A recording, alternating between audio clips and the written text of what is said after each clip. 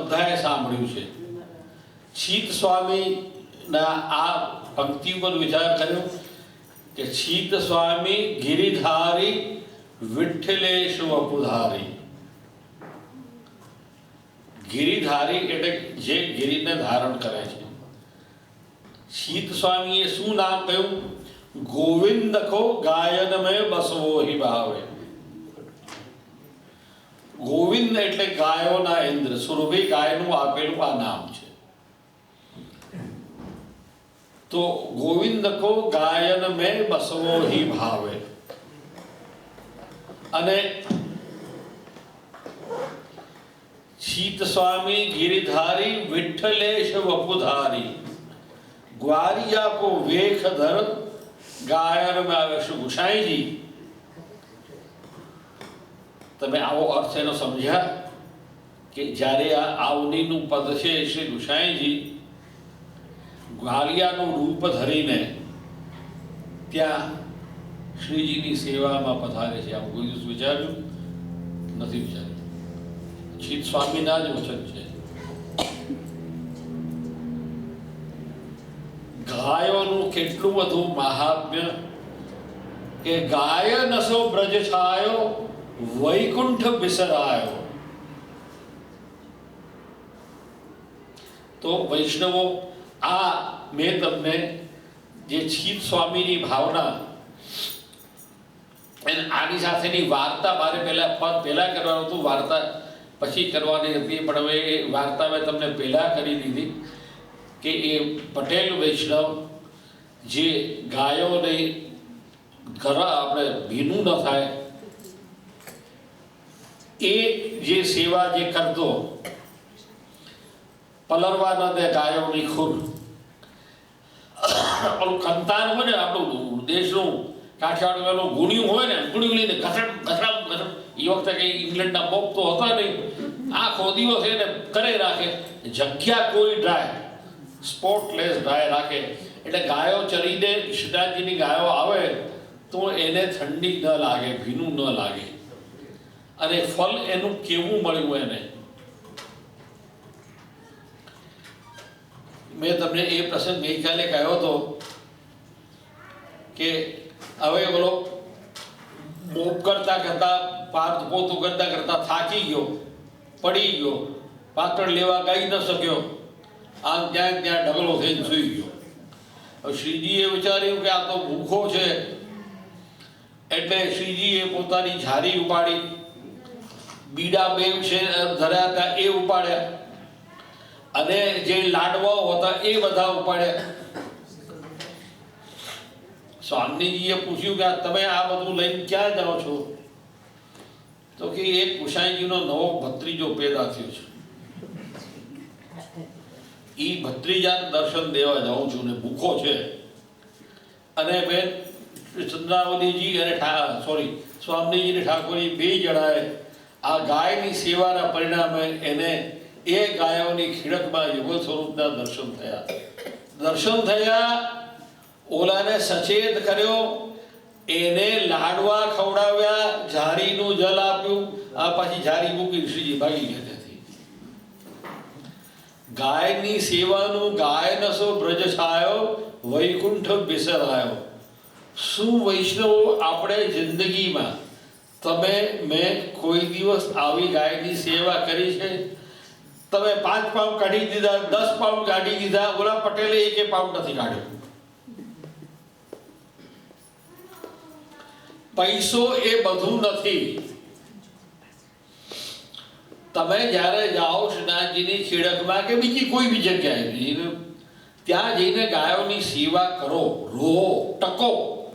પણ આપણે તો ઇંગ્લેન્ડથી દે ભાગ 2 દિવસ આવી છે ને 1 દિવસ આવી છે ને ભાગ ભાગ ભાગ. એટલે આપણને ભલે ગૌચારાના કેટલાય પૈસા મોકલ્યા, પણ આપણને સ્વામીજી અને ઠાકોરજી રાતના જગાડીને દર્શન નથી દેતા. આ પટેલની એક વાર્તાને પકડી રાખો અને એવા નિષ્કપટ, કપટ નહીં. કે એને તો સાફ કહ્યું, એને ઓલા ગુસાઈજીને ખવાશે કહ્યું કે તને ગુસાઈજી બોલાવે. તારા ગુસાઈજીને હું કંઈ ઓળખતો નથી, ગુસાઈજી બોલાવે તો હું આવું નહીં. કે જો હું ગુસાઈજી બોલાવે ને હું આવું ને કાકાજી મારાથી નારાજ થઈ જાય તો મને પાછળ કોણ મૂકે? કોઈ કપટ એને પાતળ તો ખાવી હતી. આપણે કઈ જોઈએ તો આપણે કેટલા છુંડાળા કરીએ, સાફ સાફ એને કહીએ નહીં કે આપણે જોઈએ છે. આ બુદ્ધ ભાવની ગોપી છે, સાવ બુદ્ધ છે, સાવ સરળ, કોઈ કપટ નથી. અને બહેનો, આ નિષ્કપટની પછવાડે જ્યારે એ ઈચ્છે ભગવાન એની પાછળ ફરે છે. તે દિવસથી ગુસાઈજીએ બધા ભીતરિયાઓને ઇન્સ્ટ્રક્શન આપી કે આ ભલે પાત્ર લેવા ન આવે, જો સાંજ સુધી ન આવે તો એના ખીડકમાં જઈને તમારે પાત્ર પહોંચાડવાની. તો એમણે રોટેશન બાંધ્યું બધા ભીતરિયાઓએ, એક પછી એક એને પાતળ પહોંચાડવા આવવા એક જ માણસ નીકળ્યો. અને બીજું જે વહેલો પ્રસાદ લેતો એ માણસ ગોવિંદ સ્વામી. ગોવિંદ સ્વામીની સખ્ય ભક્તિ, એવી ગુસાઈજીના સેવક, બોલવામાં બહુ આકરા.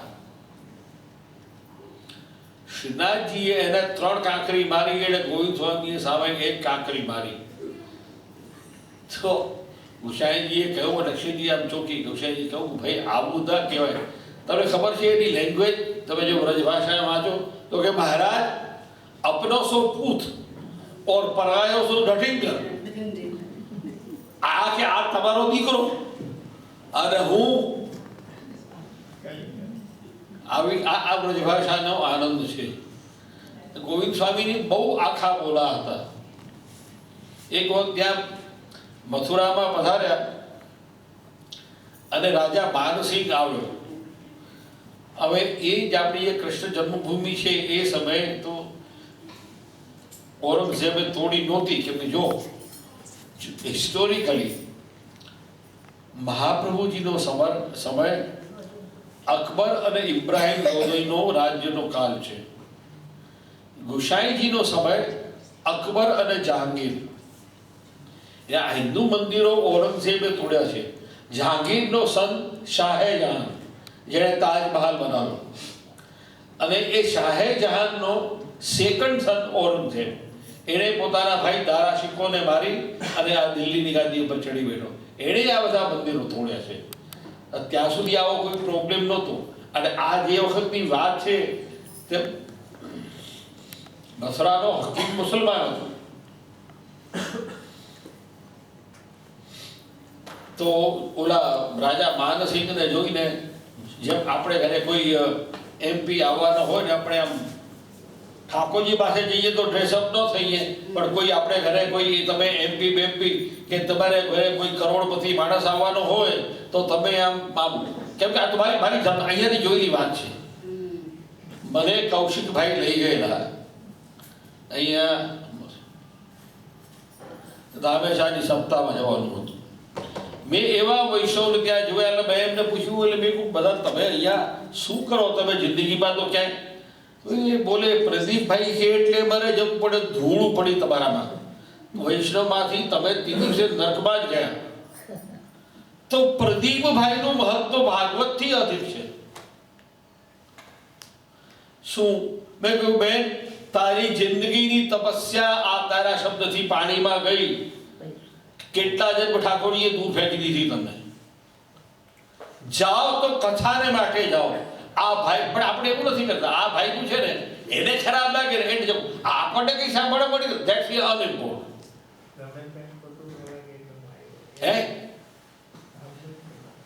આ દ્રષ્ટિ બિંદુથી નહીં, ભાગવત કથા થાય છે એ કથા આપણે સાંભળવી છે. કથા શ્રવણ કરવાને માટે બોલવા વાળો, આ તમને ઠોકી પીટીને કહું છું, એ વૈષ્ણવ હોવો જોઈએ.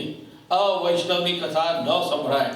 તમારો સગો છે ને એને તમે સારું લગાડવા જાઓ છો તો પછી એ મહાપ્રભુજી એનાથી પ્રસન્ન નથી.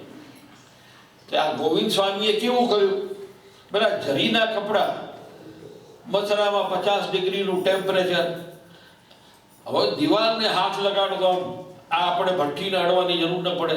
ચા તમારે કરવી હોય ને, ખાલી દિવાલ પર મૂકી દો, તમારું પાણી ઓકળવા. મેં જોયું છે મહાપ્રભુજીના ઉત્સવ પર એક વખત તો હું ઇન્દોર ગયો તો મને બરહાનપુરની વિનંતી હતી ત્યાં પ્રવચન કરવા જવાનું. ત્યાં એક લાટેશલાલજીનું બીજું સ્વરૂપ બિરાજે છે કાંકરોલી વડાના માથે, એ મંદિર છે. અને ત્યાં એક પખાવજી, શું નામ એનું? બહુ સુંદર कृष्ण है लाला नहीं, वो बनारस में, ये तो बरहानपुर की बात है, शादी से पहले की बात है. बहनों, મારી પાસે પૈસા હતા નહીં, ડ્રાઈવર હતો નહીં અને પોતે ગાડી ચલાવતો. હવે 3 દિવસ ત્યાં મુકામ હતો. તો હું તો ત્યાં ગયો ને મેડમ, મેં કહું ભાઈ બાપ હું તો જાઉં છું, મને કે જે ક્યાં જાઉં છું, તો હવે આ અમારા પ્રોગ્રામનું શું થશે? આ ગરમી મારાથી, હું મુંબઈ રહ્યો છું, આ તમારી 60 ડિગ્રી ટેમ્પરેચર, મારી કેપેસિટી નથી. તો એ હિન્દુસ્તાનના વૈષ્ણવ હતા. હો ભાઈ, અંતરિયાળ રાતના એસી લાવ્યા. કોઈ ત્યાં મોટો આફ્રિકાનો શેઠ હતો તો કે ભાઈ દે ને, તો મહારાજ જ્યાં છે તેને ઓફિસમાંથી કાઢીને એસી આપી દીધું. બેન એસી એ કંઈ કામ ન કરે, એસી ચલાવવું, ઉપર પંખો અને આખા કપડાં ભીના અને આવા જાડા ભીના ટુવાલો, આવી તો ગરમી. તે ત્રીજે દિવસે જ્યારે રાતના અમે ત્યાંથી નીકળી રહ્યા હતા, રાતના 11 વાગે ત્યાંથી મેં ગાડી સ્ટાર્ટ જ થતા, લિટરલી રેડિએટરમાં પાણી બહુ જ થાય. પછી મારો ખવાસ હતો ને તો કે મેં આને માટે નોકરી કરી, તું જે બી કે ગાડી ચાલવા જ નથી, તો તેને એક વિષય કહ્યું, કોઈ મેકેનિકલને બોલાવી લાવ, નીચેથી ચાવી ખોલી રેડિએટરમાંથી પાણી નાખતો ને કૂવામાંથી ખેંચી ખેંચીને ઉપર નાખતો જાય. અડધો કલાકે ગાડી ચાલી, એટલી ગરમી. તો ગોવિંદ સ્વામીએ કહ્યું કે મહારાજ નીચે તો હો ને, એટલે કે આવી ગરમી પડે છે અને આમાં તમે આ જરીના કપડાં પહેરીને બેઠા છો. એટલે ભગવાને હસ્યા અને ગુસાઈજી હસ્યા, પણ ગોવિંદ સ્વામીને કહ્યું કે પણ આ આપણો આવો અધિકાર નથી. પણ ગોવિંદ સ્વામી શક્ય ભક્તિ પ્રાપ્ત છે, એના પર શ્રીનાથજી ઘોડો કરે છે, એને આવું બોલવાનો અધિકાર છે. એટલે ગોવિંદ સ્વામી આવા આખા બોલા હતા. ઓલા તાનસેનને ના પાડી દીધી કે ગુસાઈજીએ તારું માન ભલે કર્યું, મારે માટે તું ગેટ આઉટ, હું તને ના શીખવાડું. આગળ આપણે વધીએ. આ જે નવધા ભક્તિ જે છે, ચોથું આખ્યાન જે છે એ વંદન ભક્તિ છે. શ્યામ તમને 2-4 પંક્તિઓ ચોથું આખ્યાન હતો, અને ચોથું આખ્યાન શ્યામ પૂરું જ કરાવી દે. કેટલું છે? મોટું નાનું છે? નાનું છે. તે પદ વંદનું, આમાં વંદન ભક્તિ કેવી રીતે છે? એક તુકના અંતમાં તે પદ વંદનું આ વર્ડ રિપીટ થાય છે. તે પદ એટલે શ્રી વિઠ્ઠલનાથજીના પદ. આમાં પુષ્ટિ માર્ગની વંદન ભક્તિ આ ચોથા આખ્યાનમાં છે. બધે એટલી ગળામાંથી અવાજ કાઢીને બોલવાનો પ્રયત્ન કરજો. શુદ્ધવાદેશ કી તે પદ વંદોષી વલ્લભનંદ જે ત્રિભુવન મંગલ પરમાનંદ જી સકલ જીવનો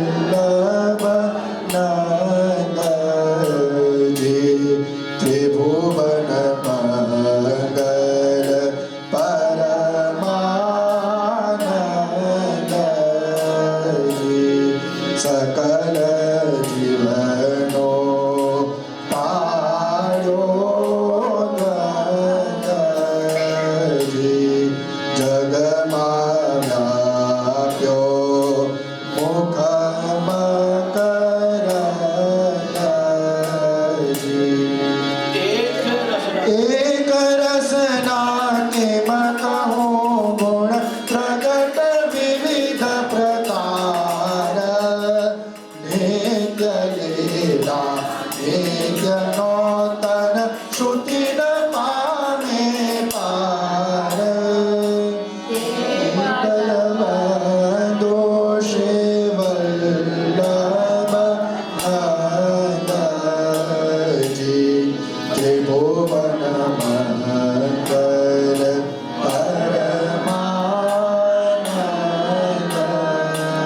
પરમાનંદજી સકલ જીવનો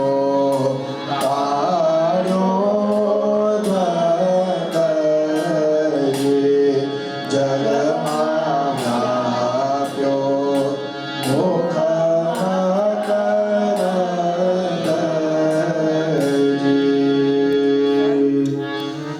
તે પદબંધુ એક જ પંક્તિમાં છે.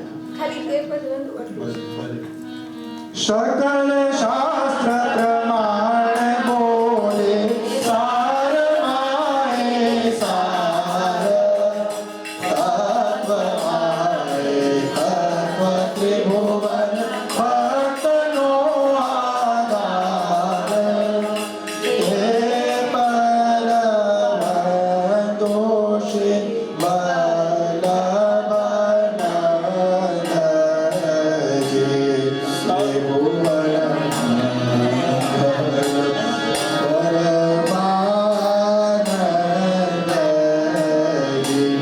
સર્વે અંગોન રસ ભર્યા લોચન ચાર ચલન વલને ભોગવ્યા યોગે ભાવ અનેક પ્રકાર તે પદ દોષે વલ્લભજી મુખ સુગંધે મોયાલી સકલ તે આવી કરે ગુજાર સરસ વચન ઉચાર માત્રે સંશયનો પરિહાર હે પરમ દોષે